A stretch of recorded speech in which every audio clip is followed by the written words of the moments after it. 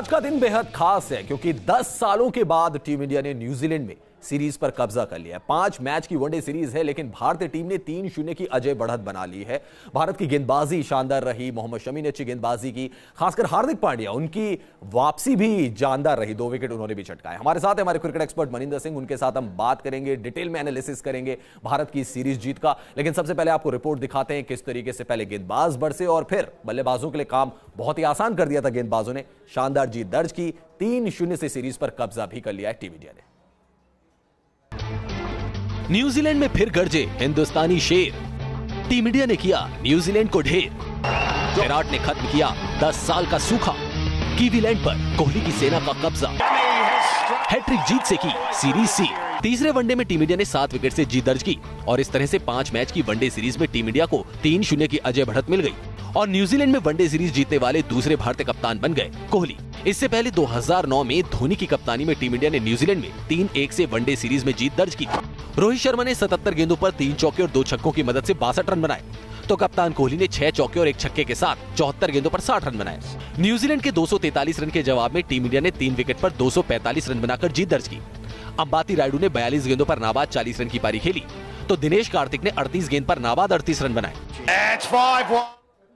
Money sir, कहां तो इस सीरीज के शुरू होने से पहले हम कह रहे थे कि शायद न्यूजीलैंड की टीम है जो टक्कर देगी भारतीय टीम को, क्योंकि अगर आप देखें इंग्लैंड की अगर हम बात करें तो वहां पर शायद उन्होंने भारत को हराया, लेकिन साउथ अफ्रीका उसके अलावा ऑस्ट्रेलिया सबको हराते हुए टीम इंडिया न्यूजीलैंड को भी हरा दिया और सीरीज अपने नाम की। विराट कोहली जो कि कप्तान है, उन्होंने जीत के बाद क्या कहा वो सुनते हैं।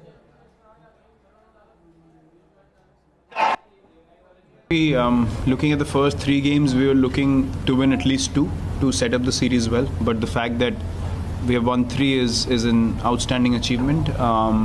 And the thing that stands out for me is the relentless intensity with which the guys have played throughout these 3 games, not relaxing after 2-0 up as well, which I think is very, very important. Now they've started to realize how to close series and how to capitalize when we have advantage in a series.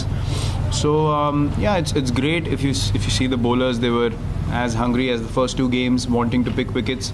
Shami running in, Bhuvi bowling good areas. Hardik was really, really good today as well.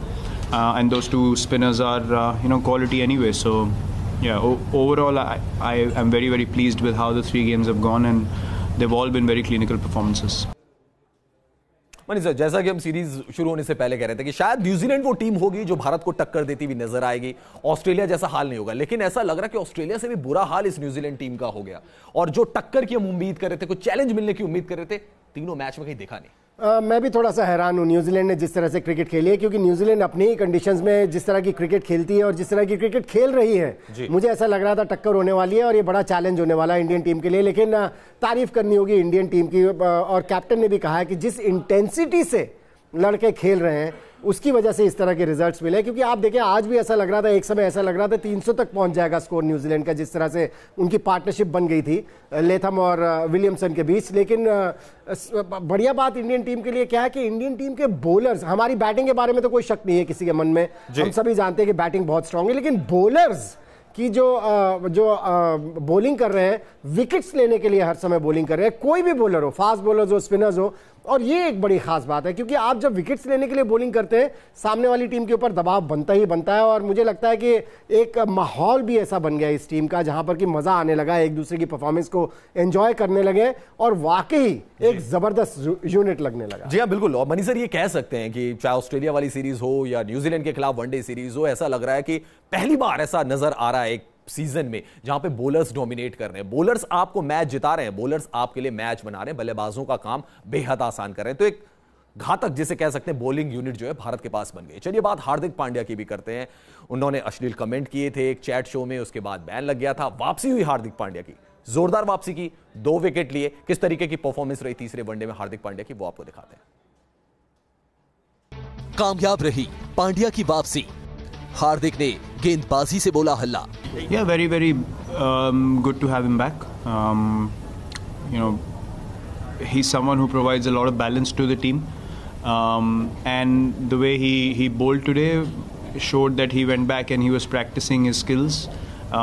He put his head down and wanted to focus on what he needs to do. And you can tell with the way he bowled with intensity straight away, picking 2 wickets as well, crucial wickets. at that stage. So yeah, he's someone who will give you those important contributions overall in all three departments, and that's something any team would love to have. And when he comes into the side, as you see, our bowling attack and our batting lineup also looks much more balanced. तीसरे one day में पांड्या ने 10 over में 45 run देकर 2 wicket लिए। पांड्या ने अपने पहले 5 over में सिर्फ 9 रन दिए। मनीष सर, दो चीजें हैं हार्दिक पांड्या को लेकर। एक तो अभी रिसेंट जो कि वो चैट शो पे गए थे, उसके कारण काफी बदनामी भी हुई, क्रिटिसिज्म भी उनको झेलना पड़ा, ऑस्ट्रेलिया दौरे से बाहर भेज दिया गया उनको। एक एशिया कप याद आता है जब बॉलिंग कर रहे थे और उनके बैक में पेन हो गया था, उसके बाद स्ट्रेचर पर उनको वापस लेके गया। क्या आपको लग रहा है कि दबाव में ही एक बेहतरीन परफॉर्मेंस है हार्दिक पांड्या की, और शायद कप्तान खुश होंगे इस परफॉर्मेंस से कि हार्दिक पांड्या जिन्होंने इतना कुछ झेला है, फाइनली बॉलिंग से कंट्रीब्यूट किया मैच? देखिए, एक चीज बड़ी क्लियर हो जाती है, जिस तरह का उन्होंने आज खेल दिखाया, जिस तरह का प्रदर्शन किया, कि मेंटली स्ट्रांग है। और इंटरनेशनल क्रिकेट में आपका मेंटली स्ट्रांग होना बहुत जरूरी है इस तरह की परफॉर्मेंसेस देने के लिए, खास तौर से जब इस तरह का कुछ नेगेटिव हो जाए आपके जीवन में, जिसकी वजह से आपको बाहर रहना पड़े टीम से, उसके बाद इस तरह की वापसी करना। मुझे ऐसा लगता है कभी कभी कुछ लोग ऐसे होते हैं जो मेंटली स्ट्रांग होते हैं, कुछ नेगेटिव हो जाए तो फिर वो मैदान के ऊपर ऐसी परफॉर्मेंसेस देना चाहते हैं कि सभी लोग भूल जाए कि उन्होंने किस तरह की बात की थी, कैसी बात कही थी, जिसकी वजह से उन्हें टीम से बाहर रहना पड़ा था।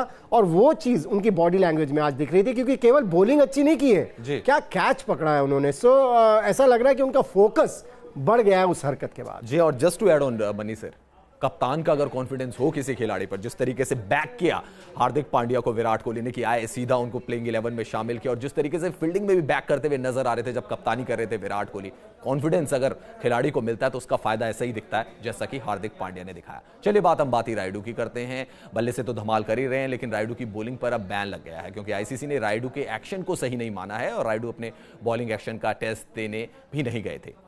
नियम के मुताबिक किसी गेंदबाज के एक्शन पर सवाल उठने के बाद उसे 14 दिन के अंदर बॉलिंग एक्शन का टेस्ट देना होता है, लेकिन रायडू ने ऐसा नहीं किया। रायडू को 13 जनवरी को ऑस्ट्रेलिया के खिलाफ पहले वनडे मैच में संदिग्ध बॉलिंग एक्शन के लिए रिपोर्ट किया गया था, जिसमें रायडू ने तब 2 ही ओवर गेंदबाजी की थी और 13 रन दिए थे।